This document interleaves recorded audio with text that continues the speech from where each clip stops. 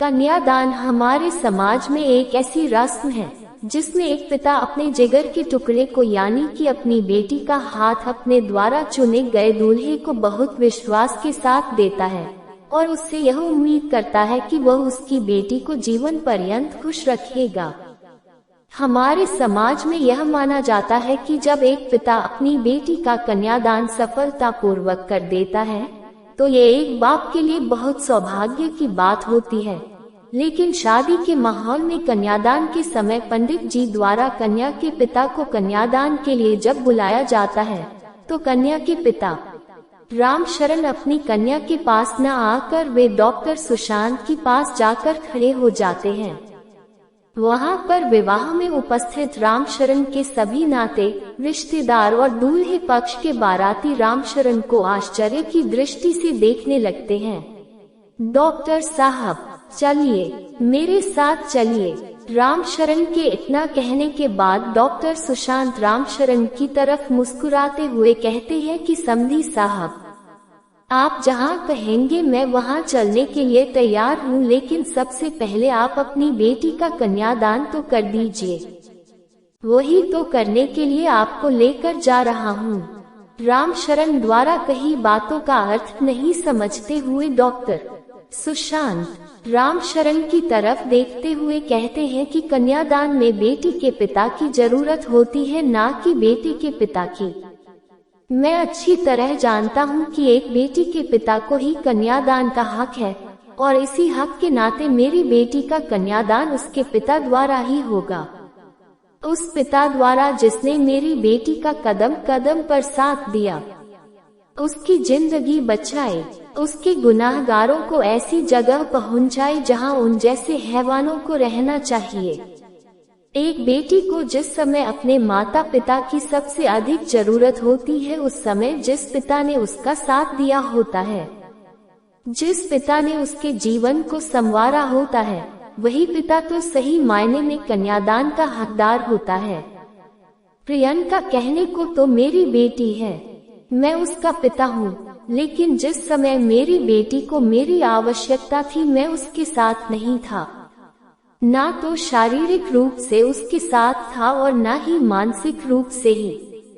रामशरण द्वारा कहे गए शब्दों का अर्थ समझते हुए डॉक्टर सुशांत ने रामशरण का हाथ पकड़ते हुए कहा कि सबसे पहले तो मैं एक डॉक्टर हूँ, इस नाते किसी भी मरीज को डॉक्टरी सुख सुविधाएं उपलब्ध कराना, उसका इलाज करना मेरा सबसे पहला कर्तव्य है। रही बात आपकी बेटी प्रियंका का साथ देने की, तो मेरी भी एक बेटी है, मैं भी एक बेटी का पिता हूँ और मैं यह अच्छी तरह से जानता हूँ कि हम माता पिता अपनी बेटी का जरूरत पड़ने पर साथ नहीं देंगे तो भला कौन देगा। ईश्वर ना करे किसी भी बेटी को प्रियंका जैसा दुख झेलना पड़ेगा। लेकिन आप ही बताएं, अगर मेरी बेटी के साथ यह सब हुआ रहता तो क्या मैं अपनी बेटी का साथ नहीं देता, उसे मरने के लिए छोड़ देता?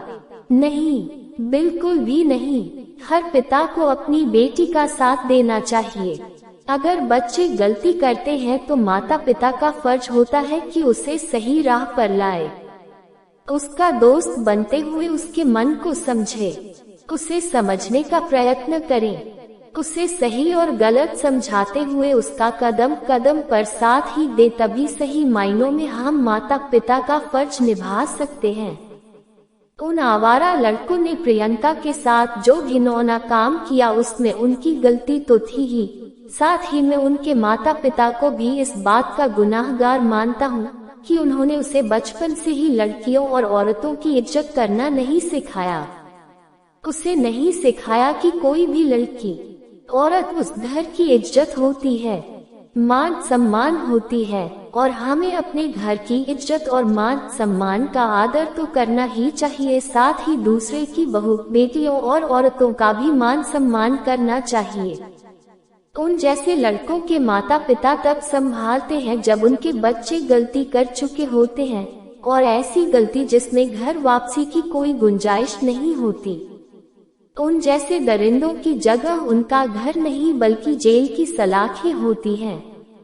जितना दर्द वे लड़की को दिए रहते हैं उससे ज्यादा दर्द उनको मिलना चाहिए। उन्हें इस बात का एहसास होना चाहिए कि उन्होंने एक लड़की की जिंदगी से खेलना है, इसके लिए उन्हें अपनी जिंदगी गंवानी पड़ेगी।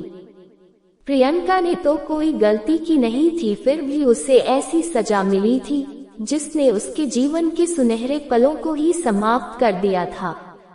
शारीरिक और मानसिक तौर पर स्वस्थ होने में प्रियंका को 7 साल लग गए। ईश्वर का शुक्र है और साथ ही प्रियंका की हिम्मत भी कि इसने मजबूती के साथ उन कठिन परिस्थितियों का सामना किया और अपने गुनहगारों को उसकी जगह पहुंचाने में हमारा साथ दिया। लेकिन हमारे देश में ऐसी भी बहुत सारी लड़कियां हैं जिनके साथ दुष्कर्म होने के बाद हम डॉक्टर्स उसे बचा नहीं पाते हैं। आपकी बेटी बहुत हिम्मत वाली है और आपको तो गर्व होना चाहिए कि आप एक ऐसी बेटी का कन्यादान करने जा रहे हैं जो औरतों के लिए मिसाल बन चुकी है। आपकी बेटी आज एक सफल और लोकप्रिय वकील है जो औरतों और लड़कियों को अपने बिना किसी स्वार्थ के और निःशुल्क उनका केस लड़ती है और उन्हें न्याय दिलवाती है। रामशरण जी अपनी बेटी की तरफ देखते हुए कहते हैं कि सच कहा आपने, मुझ जैसे पिता को गर्व होना चाहिए कि मेरी बेटी आज इस मुकाम पर खड़ी है और मुझे इस बात का गर्व है भी, लेकिन साथ ही मैं आपका बहुत बड़ा आभारी हूँ कि आपने सब कुछ जानते हुए भी अपने बेटे के लिए मेरी बेटी प्रियंका का हाथ मांगा और आज आपके बेटे के साथ मेरी बेटी प्रियंका की शादी हो रही है। आप और आपका बेटा निशांत मेरे लिए ईश्वर तुल्य है, जिनका एहसान मुझ जैसा पिता कभी भी चुका नहीं सकता है।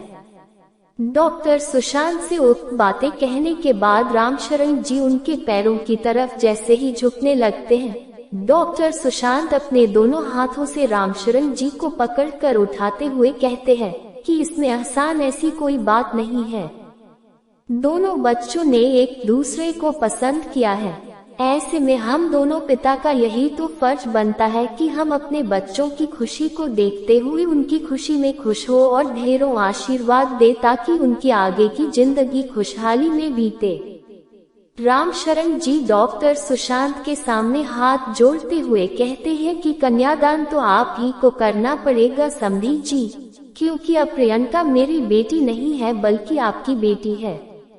जिस इंसान ने मेरी बेटी के लिए इतना सब कुछ किया वही मेरी बेटी का कन्यादान करेंगे और कन्यादान का यह पुण्य मैं स्वयं आपको देना चाहता हूँ।